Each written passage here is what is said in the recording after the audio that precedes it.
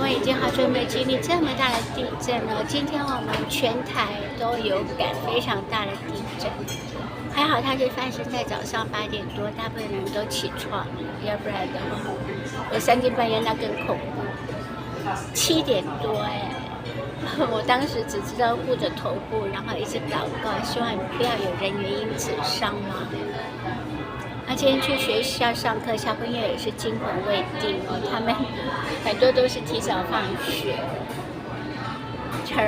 我是安慰他们说，其实真的那样吃饭不用太担心。其实我自己心里也是很害怕因为地震跟台风是最不可预测的。